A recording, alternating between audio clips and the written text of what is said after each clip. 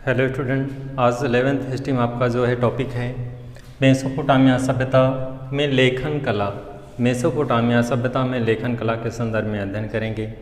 जैसा कि आप जानते हैं, लेखन कला एक ऐसा माध्यम है जो कोई भी सभ्यता हो, उसकी संस्कृति, उसकी वहाँ की रहन सहन, वहाँ के सामाजिक जीवन, वहाँ की व्यवस्था के संदर्भ में जानकारी प्राप्त होती है। अगर लेखन कला नहीं होगी तो उस टाइम के हमें इतिहास के विषय में जानकारी मिलना मुश्किल है। जो भी वस्तुएं प्राप्त होगी केवल उसी से हम केवल अनुमान लगाते हैं।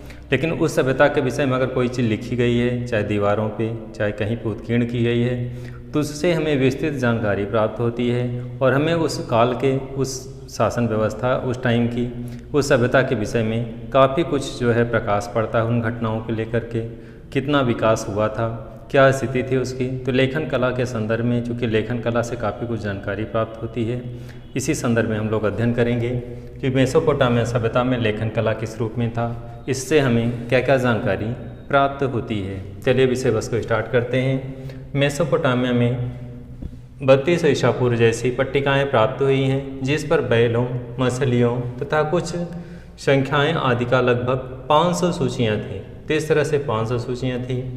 ये चित्र सूचियाँ जो हैं दक्षिणी शहर के उरूप के मंदिर में आने वाली, वहाँ की बाहर जाने वाली वस्तुओं की मानी जाती हैं। तो इस तरह से उरूप शहर है, वहाँ के मंदिर में आने और बाहर जाने वाली वस्तुओं की मानी जाती हैं। तो इस तरह से ये स्थिति है। मेसोपोटामिया सभ्यता का लेखन कला के क्षेत्र में अभूतपूर्व योगदान था। मेसोपोटामिया सभ्यता का काल गणना और गणित की विविधतापूर्ण परंपराओं के कारण दुनिया में प्रसिद्ध है। जैसा कि आप जानते हैं, कोई भी सभ्यता हो, अगर किसी सभ्यता के लेखन कला के महत्व के संदर्भ में अगर आपसे क्वेश्चन पूछे कि इस सभ्यता के लेखन कला का क्या महत्व है, तो आप क्या बताएंगे कि किसी विषय वस्तु को जानने के लिए, या किसी काल के हड़प्पा सभ्यता हो, चाहे मेसोपोटामिया सभ्यता हो, या कोई भी सभ्यता हो, उस सभ्यता के विषय में अगर हमें जानकारी प्राप्त होगी तो लेखन कला से चूँकि बहुत सारे विविध तथ्यों की जानकारी प्राप्त होती है। अगर उस टाइम में क्या क्या खोज हुआ था, उस टाइम में सामाजिक जीवन कैसा था, कुछ चीज़ों का अगर उत्कीर्ण किया गया है, चित्र अगर उस पर उत्कीर्ण है, तो चित्रों के माध्यम से पुरातत्वविदों को समझने में और आसानी होती है। ग्रह नक्षत्रों के बारे में अगर कुछ उसमें कुछ चित्र अंकित किया गया है तो उससे भी जानकारी प्राप्त होती है और ज्ञात करते हैं कि तकनीकी के क्षेत्र में, कला के क्षेत्र में कितना पारंगत थे, कितना वे आगे थे, क्या क्या खोज कर लिए थे उस टाइम में, किन चीज़ों से परिचित थे और उनके महत्व को कैसे अपने उपयोग में लाते थे।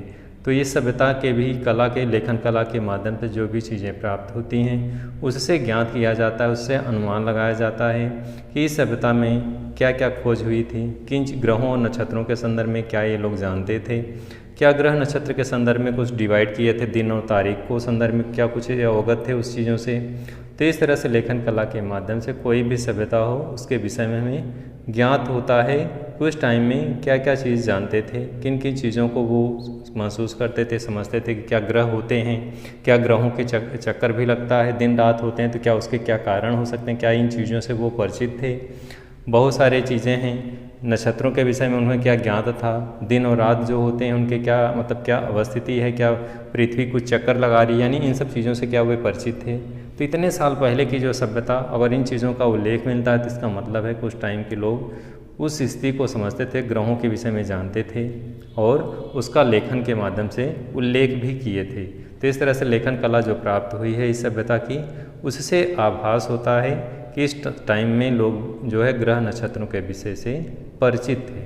आगे बढ़ते हैं हम लोग। मेसोपोटामिया सभ्यता का लेखन कला के क्षेत्र में क्या क्या योगदान था, इसके संदर्भ में अध्ययन करेंगे। मेसोपोटामिया सभ्यता काल गणना, देखें काल गणना जैसे होता है, ये समय इतने से इतने समय तक निर्धारित जैसे किया जाता है, इतने साल पहले। तो जब तक लेखन कला नहीं होगा, बहुत सारी अंकीय शब्दावली नहीं होगी, तो ऐसे स्थिति में काल गणना कैसे होगा। तो इसका मतलब है कि अगर काल गणना की स्थिति मिलती है तो इसका मतलब है लेखन कला इस टाइम में प्रचलन में था। बहुत सारे साक्ष्य जो मिले हैं उसके आधार पर प्रूफ होता है कि इस टाइम लेखन कला का प्रचलन था। तो काल गणना के संदर्भ में इनकी देन है, जैसे कि मेसोपोटामिया सभ्यता काल गणना और गणित की विविधतापूर्ण परंपराओं के कारण दुनिया में प्रसिद्ध है। तो इनके जो प्रूफ जो साक्ष्य मिलते हैं लेखन कला के, उससे क्या ज्ञात होता है कि ये गणित के विद्वता के परिपूर्ण थे ये सभ्यता के निवासी। और इस समय मेसोपोटामिया सभ्यता के काल गणना और गणित जो है विश्व के दुनिया के लिए प्रसिद्ध है, यानी गणित के क्षेत्र में, काल गणना के क्षेत्र में यह सभ्यता दुनिया की अन्य सभ्यताओं में प्रसिद्ध है। 1800 ईसा पूर्व में आसपास कुछ पट्टिकाएं प्राप्त हुई हैं। 1800 ईसा पूर्व के आसपास की कुछ पट्टिकाएं प्राप्त हुई हैं, जिनमें गुणा, भाग, तालिकाएं, वर्ग तथा वर्गमूल और चक्रवृद्धि ब्याज की जो है सारणियाँ दी गई हैं। इन सब चीज़ों से ज्ञात होता है कि गणित की गणना कर लेते थे, गुणा कर लेते थे, वर्ग कर लेते थे, यानी गणित से ये लोग परिचित थे। जो तालिकाएं या सारणियाँ मिली हैं उन चीज़ों से आभास होता है, प्रमाणित होता है कि इस काल में गणित का विकास हो चुका था, इस काल में तकनीकी का विकास हो चुका था, इस काल में लेखन का विकास हो चुका था, समय और तिथि का निर्धारण करना ये लोग जानते थे। इन सब चीज़ों के विकास से हमारे जो पुरातत्वविद हैं इससे आभास लगाते हैं, या वहाँ के जो खोज में जो भी चीज़ें प्राप्त हुई हैं उससे अनुमान लगाते हैं कि इस टाइम में गणित के क्षेत्र में काफ़ी विकास हुआ था। तो 1800 ईसा पूर्व के आसपास जो पट्टिकाएं प्राप्त हुई हैं, जिनमें क्या क्या है, गुणा है, भाग की तालिकाएं हैं, वर्ग है तथा वर्गमूल है और चक्रवृद्धि ब्याज है, ये सब की सारणियाँ दी गई हैं। तो इससे क्या ज्ञात होता है कि इस टाइम में गणित की विविधता, यानी गणित के विद्वान थे, गणित की चीज़ें से ये लोग परिचित थे, इन सब चीज़ों से जो दुनिया को ये देन है इनकी, यानी सभ्यता की दुनिया को ये उपलब्धि है, देन है एक प्रकार से। पृथ्वी की चारों ओर चंद्रमा की परिक्रमा के अनुसार वर्ष का 12 महीने में, यानी एक वर्ष का कितने समय में निर्धारित किए थे, 12 महीने में। यानी जैसा कि आज भी हमारे पास रॉकेट है, तकनीकी है, आज हम लोग चंद्रमा पे मतलब चंद्रमा के विषय में अच्छे से जानते हैं, हमारे पास बहुत सारी तकनीकी है, सैटेलाइट के माध्यम से बहुत सारी चीज़ों को जानते हैं। लेकिन जिस टाइम में कुछ भी नहीं था उस टाइम के लोग, उस सभ्यता के लोग परिचित थे। इससे ज्ञात होता है कि ग्रह नक्षत्रों के विषय में अच्छा परख था, इनके पास अच्छा ज्ञान था। ग्रह नक्षत्रों की स्थितियों के लोग समझते थे, रात में अंधेरे में कह सकते हैं कि तारों की स्थितियों को अध्ययन करते रहे होंगे, उनके विषय में जानते रहे होंगे, और किस तरह से ग्रह नक्षत्रों की क्या स्थिति बदल रही है उसका अध्ययन करते रहे होंगे।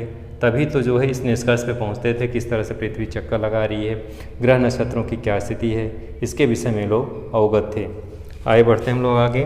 पृथ्वी के चारों ओर चंद्रमा की परिक्रमा के अनुसार एक वर्ष का 12 महीने में, मतलब जो विभाजन किए थे एक वर्ष कितने में किए थे, 12 महीने में, जैसा कि वर्तमान समय में है। महीनों का 4 सप्ताहों में और एक दिन का 24 घंटे में और घंटे का 60 मिनट में विभाजन लेखन कला की महत्वपूर्ण देन है। तो इतने पहले की ये सभ्यता और इन चीज़ों का डिवीज़न किए थे, कैसे ग्रह जो है ग्रह चंद्रमा के विषय में स्थिति को जानते थे, 12 महीने को डिवाइड किए थे, इस तरह से साल भर को कैसे 12 महीनों में डिवाइड किए थे, और 4 सप्ताहों को क्या डिवाइड किए थे, 1 महीने में। तो इस तरह से जो है कालगणना, इनका उल्लेख, इन सभी चीज़ों से ज्ञात होता है कि इस टाइम में लेखन कला प्रचलित था, गणित से ये लोग परिचित थे, ग्रहों के बारे में, उनके नक्षत्रों के बारे में, उसकी स्थितियों के बारे से ये लोग अवगत थे और अच्छी तरह से जानते थे। डियर स्टूडेंट, इस विषय वस्तु को समाप्त करते हैं, फिर से अगले वीडियो में मिलते हैं। धन्यवाद।